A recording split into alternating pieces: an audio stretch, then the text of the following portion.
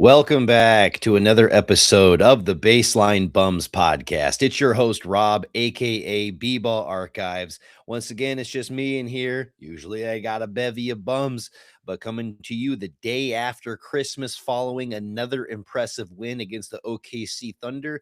It's just me, and I apologize. I was not going to go live yesterday, even though it was a satisfying win on Christmas Day. The first win we've had on Christmas since 2016. It feels weird to say that, but it's the absolute truth. I wasn't going to go live. I was spending time with my family, drinking champagne and drinking red wine and eating some holiday ham and, doing all that fun stuff.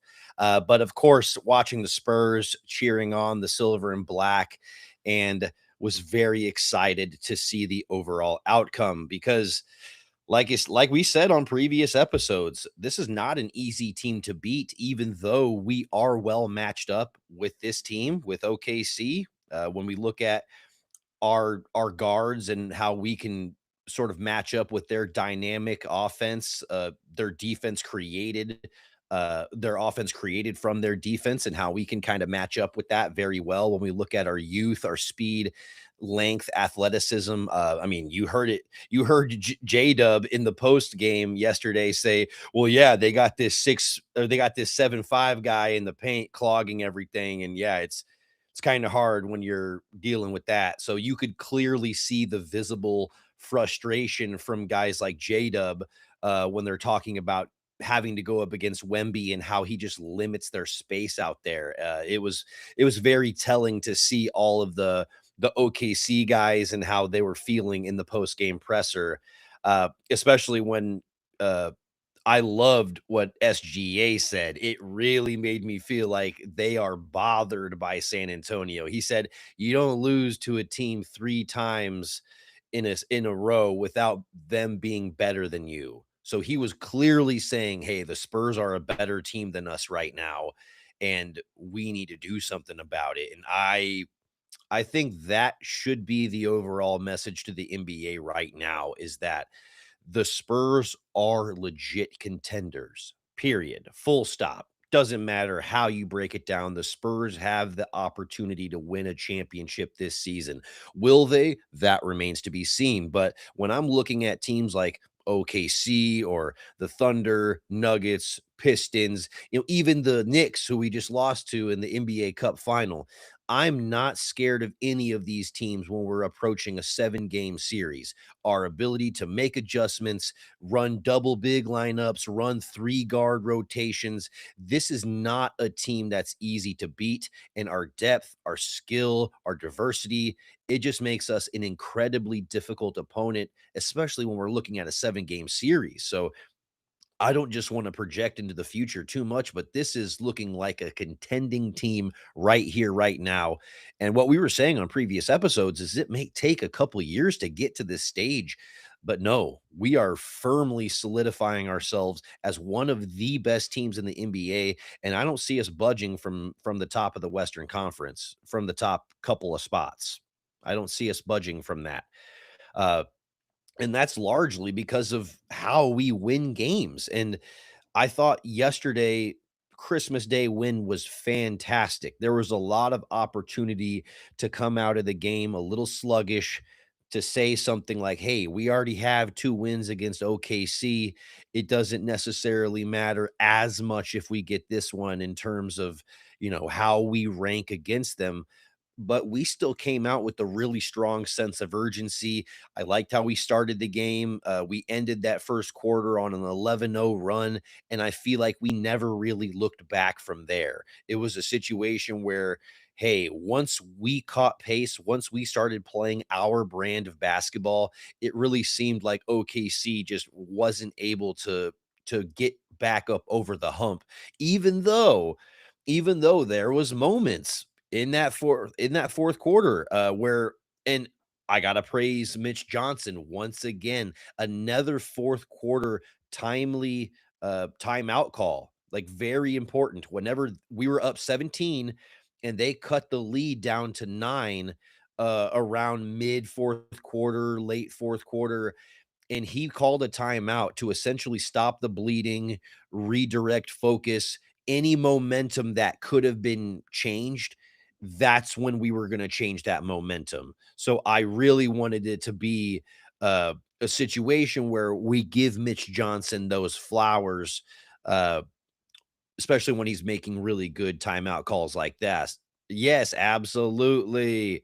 Shout out to my lovely wife in the comment section. She's fantastic. I love her so much. Uh, but at the end of the day, what a great, fantastic Spurs win. And we got to praise Wemby. I mean, even though he's continuing his off the bench play, which, it seems like we are ramping up the minutes. 26 minutes yesterday. That's kind of the direction you want to start to see it.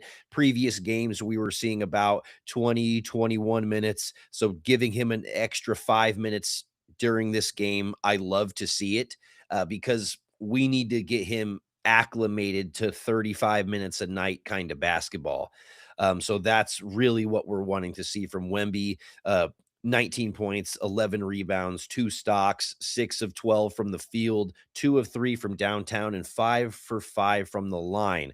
That's that last part, that 5 for 5 from the line. That's what I really, really enjoy seeing because when he's more aggressive and he's going to the basket, he's going to get fouled. And when he has nights like this where he's not missing a free throw, that just gives us an additional layer of cushion when we just know our superstar can go to the line, even in fourth quarter situations, starting out the game. It doesn't matter. He's hitting those free throws and he's doing it with a really good layer of consistency. So I'm just really proud of Wemby's game and how he was just really aggressive, wanting to get 2 feet in the paint, had a lot of really good emphatic dunks. He had that one dunk where he essentially just put his nads into J-Dub's face, and it was like, "Okay, that's what we need to see from you. I don't wanna see these 6'6", 6'7" defenders pushing you out of the high post. I wanna see you reestablish position lower, catch the ball, and dunk all over their heads because that's what Wembanyama can do, and that's a lot of what we saw yesterday. But also, he didn't force the issue. He did not force the issue. We let the offense come to us, and once again, that's what you see from the Spurs offense. A graphic that was getting passed around a lot recently was the fact that over the last 7 games, we had 7 different leading scorers. That speaks to our depth, that speaks to our scoring versatility, and that speaks to just how difficult it is to defend us when so many different players have the potential of being our main option, of going off and giving you 25, 30 points. It's just really confusing to key in on that many X factors, so to speak. But what I really, really thought was amazing was the play from De'Aaron Fox. We cannot talk about the game on Christmas without bringing up the 29 points from De'Aaron Fox. 12 of 19 from the field, 3 or 4 from downtown. Once again, 2 of 2 from the line, didn't miss a free throw, which I thought was a really good bounce back because he had 4 really bad missed free throws the previous game.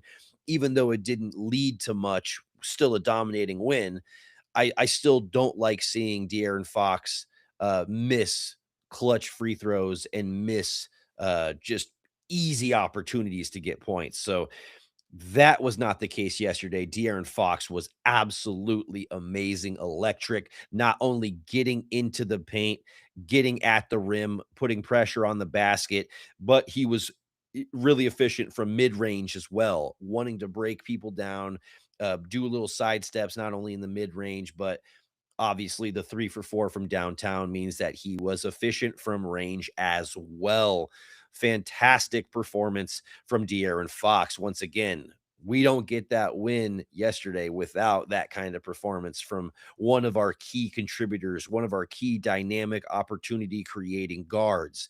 And that was who stepped up yesterday, but also you got to give some shout out to Stephon Castle. 19 points, 7 assists, 4 rebounds. He had a couple of really, I want to say, just kind of sloppy turnovers. I'm going to go ahead and phrase it like that. He had a couple of sloppy turnovers. And I think those are things that can easily get polished up. Easily can get polished up. So I'm not really worried about what we saw from him yesterday. In fact, I'm very thrilled that when he saw that his jumper wasn't falling and he kind of missed those two early on threes, he was like, you know what? This is going to be a game where I get my feet into the paint. This is going to be a game where I create for others. And that's what you saw when he led us in assists. And it led to him creating opportunities for others, but also easy chances around the basket, which is Stephon Castle's bread and butter. So big game from Stephon Castle. And also, I got to give a shout out to HB. A really good game from HB. Not necessarily his most efficient game of the season, but definitely a game where you needed him to put up an efficient 15, so to speak. I mean, granted, not necessarily elite in any one area during this game, but I would say that he is one of those guys where if he gets 10, 12 points, that can be enough to swing one of these games. He is one of those X factors. So HB having that 15 and 6, um, couple of really good timely threes. I think that is a really an amazing performance from him.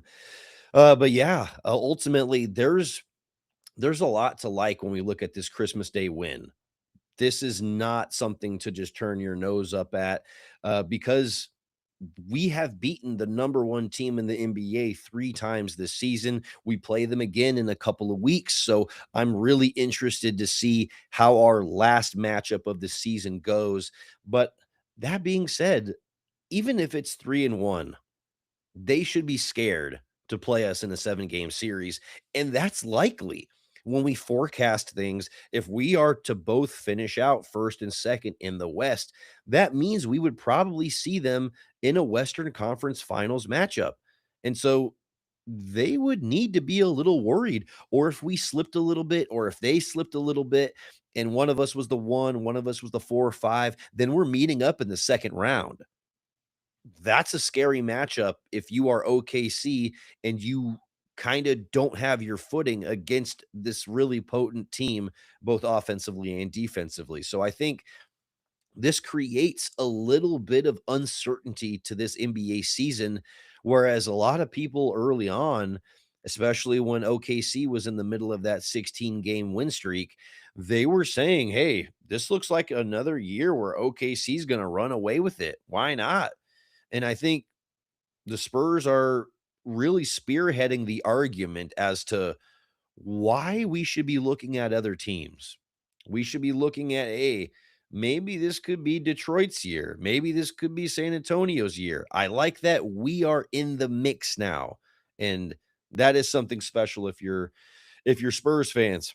Uh and just it seems like we have their number. It just seems like we really do. Like we held them to their lowest shooting splits of the season, 38, 25, 68 shooting splits. That's crazy if we're talking about holding a team that creates that much offense from their defense to that little of shooting, to that minuscule of a percentage. And it's not like they didn't get calls because they were bitching about lack of foul calls the game before because they only took 7 free throws. But yesterday on Christmas, they took 25 free throws. They just only made 17 of them. And you're not going to beat a team that's offensively potent and that has this really tough defensive anchor if you're only shooting 68% from the line. I'm sorry, that's just not going to cut it. Even if you are a team as talented on both ends as OKC, it's just not going to cut it.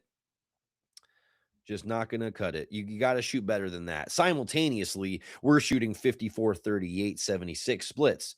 I mean, no, 76 isn't that great from the line, but we're still shooting above league average from 3 and from 2 that game. So they were not doing enough to keep us out of the paint and keep us uncomfortable offensively. Absolutely, but you know who's not gonna have you uncomfortable?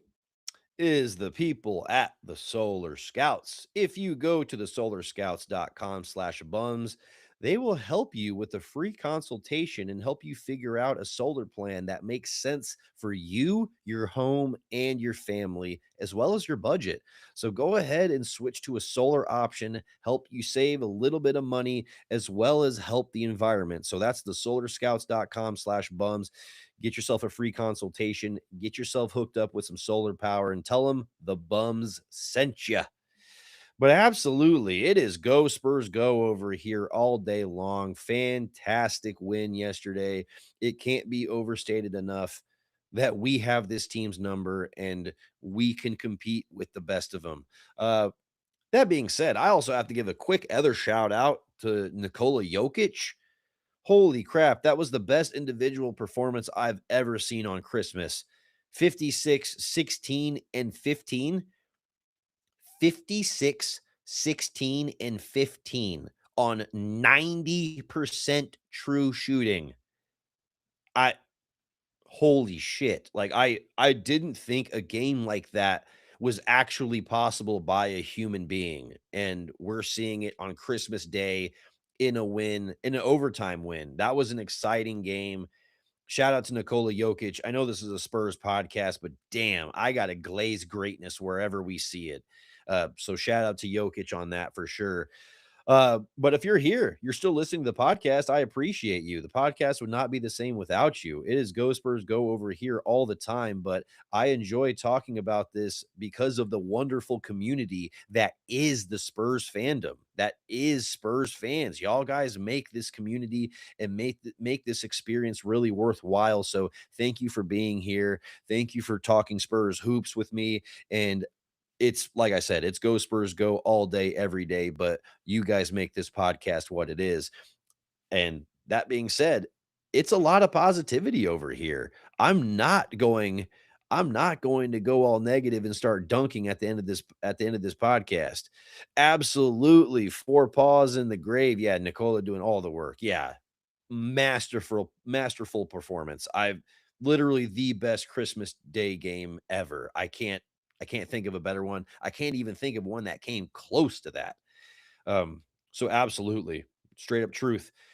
But it is Go Spurs Go all day, every day, especially on a fantastic win on Christmas Day. Like I said earlier, we haven't won on Christmas Day since 2016 when we beat the Bulls 119 to 100. So that is amazing. We're on a W8. We haven't seen a W8 since 2018. So this is also things we aren't used to, things that are new to the Spurs team, and very much reasons to get excited. So thank you, Spurs fans. Thank you for being here. Once again, this is Rob from the Baseline Bums podcast. We appreciate you for helping us create this Spurs community so we can talk hoops. We not only love you, but we love you hard over here. All of this is brought to you by Love You Hard TV. And I'm going to end this episode the same way I end all episodes. And that's with a go Spurs go. Bum bum bum bum bum Spurs win. Bum bum bum bum bum Spurs win. Bum bum bum bum